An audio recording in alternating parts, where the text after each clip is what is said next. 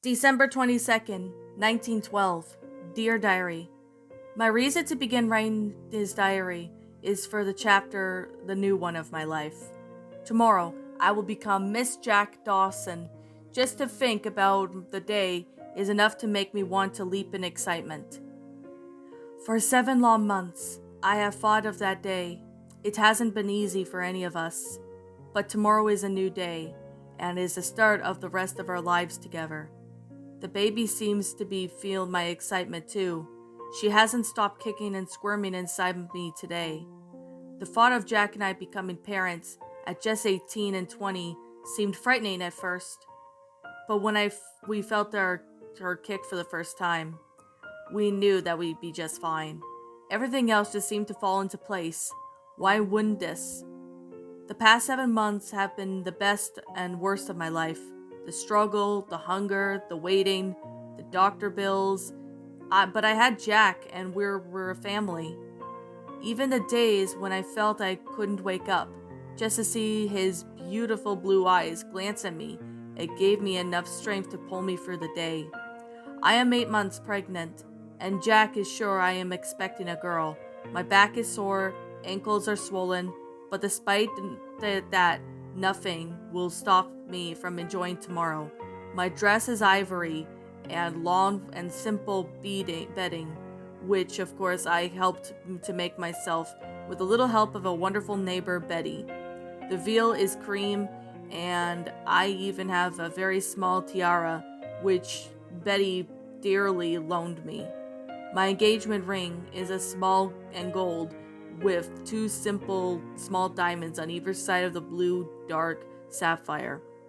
Not anything extravagant, but it's beautiful. I don't need the money. The diamonds and the beautiful dresses now, that's all I've ever needed. My life is no longer a struggle. I have my baby due next month, income in Quint House, and of course my Jack. What else can a girl need? Rose. Closing her diary, Rose sat at her feet upon the rug in front of her. Her ankles had swollen twice her size, and Rose was unable to wear her usual shoes. Her back ached up and down, and her head throbbed. The fire had begun to die down, meaning that Jack would need to mend it when he was home. After returning to New York, the day after the disaster, Jack and Rose had struggled to find a house or even find food. They slept on the bench for the first night when they were in the city. Fingers entwined, bodies shaking from the cold their bodies had become used to. The food was hard to find with no money, until a kind old man named Philip had taken them under his wing. He was a carpenter with a family business and promised Jack and Rose a room at his small house in return for work. Jack, of course, agreed. With shelter and a little food, Rose had suddenly become ill, vomiting violently almost every day for a month. Her face had become slender, and she began to ache so much that she could barely face the days which came. She would lay in bed for hours, with that Jack was working hard to support her. She even felt guilty for putting him under the predicament, for bringing him down and giving him trouble. He was only 20. He shouldn't have to support her too. When she felt that slightly better, Rose had taken a 2-day-week job at a cafe. The money wasn't great, but it was something. Although the girls which she had worked were very pleasant, the men who dined there wasn't, smelling of beer, cigarettes, and as if they hadn't washed in months. They grinned at the dirty, some even touched her behind. She'd even smile thinking it was part of the job, but never telling Jack.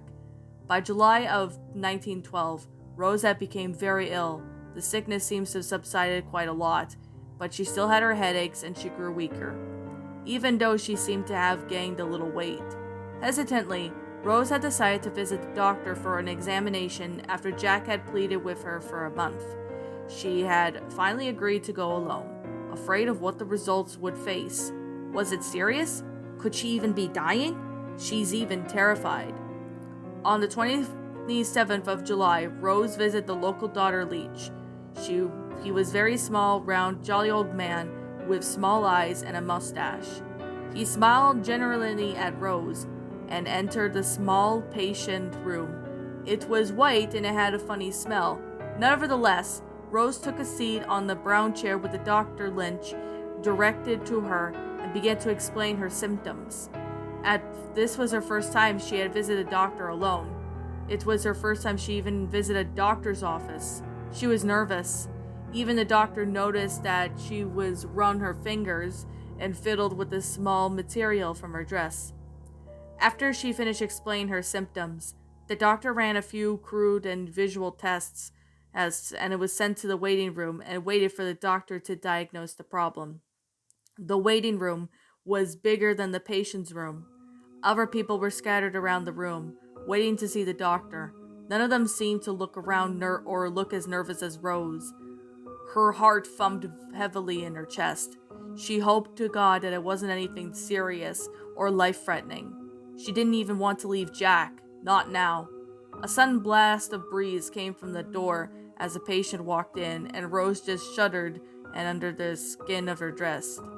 Now she even had to borrow some of Philip's youngest daughter's Marie, but it wasn't anything spectacular, just a pale blue in color with tassels around the bottom of the dress. It wasn't what she was used to wearing, and with Cal's coat draped around her shoulders, it still didn't stop the cold. She hated wearing the damn coat. She simply hated it.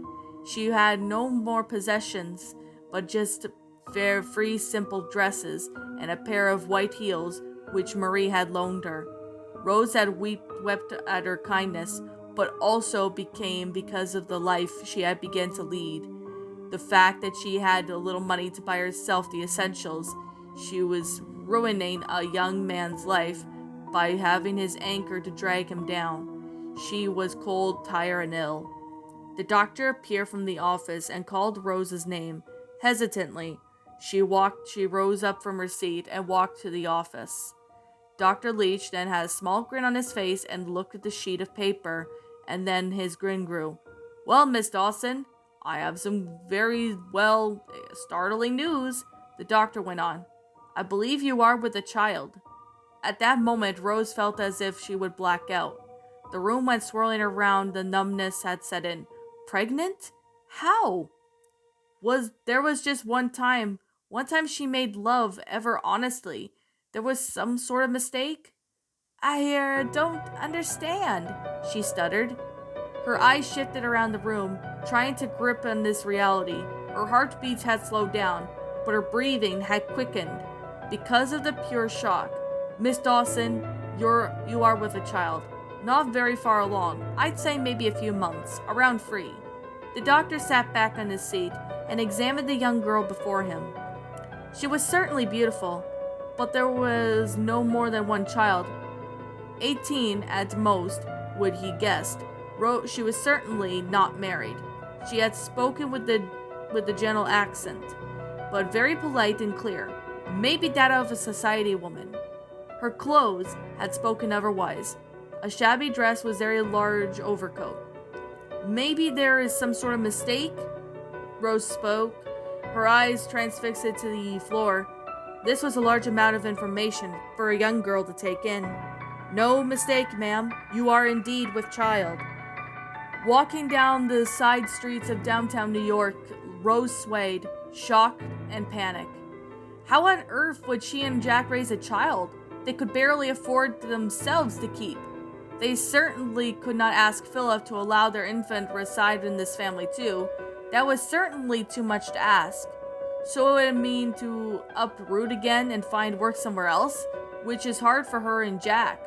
Jack, oh dear God, how would he react to the news?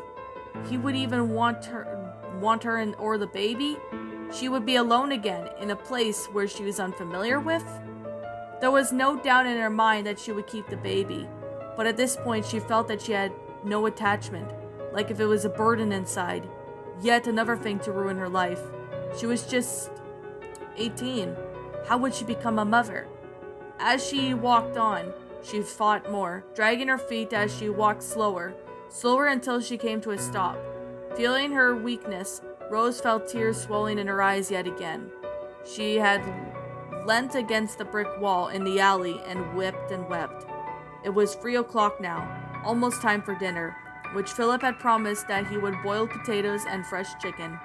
Jack's stomach had turned at the thought of the meal. A proper meal once a day certainly have wonders of him, so he had all of the hard work. He had begun to shape up into a muscular young man, which Philip had often shared a joke about. This life was certainly not so bad. He was just grateful to have Rose by his side, but also had a place to stay, a good meal in the evening, and a job on decent days' pay.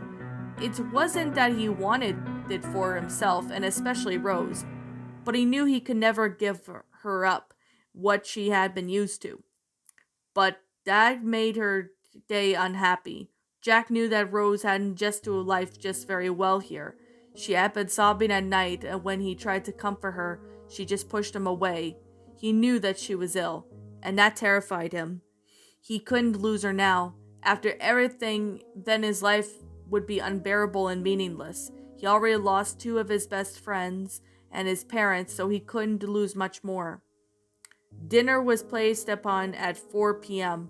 Philip and his 3 daughters had already tucked in, but Jack refused to eat until Rose was home.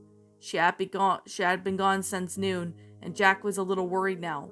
Maybe she was lost or met a friend, but she would have told him. At 4:15, the rain started beating down when the front door opened and Rose stood in the doorway, absolutely drenched from head to toe. Her eyes were red and bloodshot. Her expression was blank, as she glanced on the floor and said nothing. Seeing her, Jack immediately embraced her. "Hey, where have you been? I was so worried." Hearing his soft, comforting voice, she raised her eyes and looked at him. He smiled gently at her, before reaching down to take her wet hand into his. "Come on, darling, let's get you dried off." He took her hand and began to lead her into the stairs. "Do you want me to boil some water for your bath?"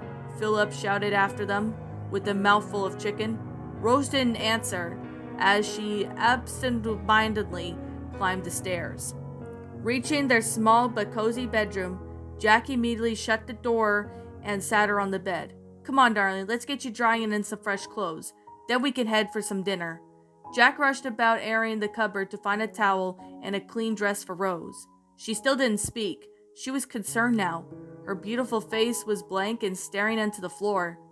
He approached her slowly, gently placing his hand on the back of her hair and running his fingers downwards to get rid of the knots. He then placed a hand and a clean dress beside her and motioned for her to stand up. So she did so and shuddered as she felt his gentle hands slowly undoing the buttons on her dress one by one. He let it fall to the floor and handed her a towel. Smiling, she took it and dried herself off a bit by bit. When she was dry and in a clean dress, Jack had placed his hands around her waist from behind and tenderly kissed her neck. "What's the matter, Rose?" he asked gently in her ear. His voice was even more of a whisper. "What's wrong?" Feeling sort of out of breath again, Rose sat down on her bed and Jack beside her. How on earth would she in the world was supposed to say? Could she even tell him? Her eyes became very blurry, but with tears yet again. She could feel his warm touch on her back as she flinched for some reason. She didn't know. Her eyes remained on the floor, as if she was ashamed of it, but she knew she was frightened. "I'm pregnant, Jack," she whispered. Tears ran freely from her eyes, and she didn't even bother to wipe them away. She felt Jack's hand fall from her back, and he gasped heavily. From shock or disgust, she didn't know. She refused to look at his face. Eyes wide in shock, Jack rose from his bed and walked around the room rapidly, ran his fingers through his hair, in shock when he slowly fixed his eyes on Rose. His darling, beautiful Rose, sobbing dear heart out in front of him. Oh, how he wanted to reach out for her and hold her in his arms and promise her that everything would be fine. But would she push him away? She was clearly frightened. Tears pricked in Jack's eyes as he bent his knee in front of her, taking her hands as he softly brushed his lips against her knuckles, placing a finger on her chin, and then raised her head so his eyes met. Her glorious blue eyes were shining with tears. Gently, he wiped them away before kissing her cheek. He smiled at her gently, brushing her hair away from her face. Rose's breath was caught in her throat. She was shocked at his reaction as he gently smiled at her, and he began to slowly smile back. I don't know what to say or do, Jack, Rose stuttered. I'm so scared, she confessed.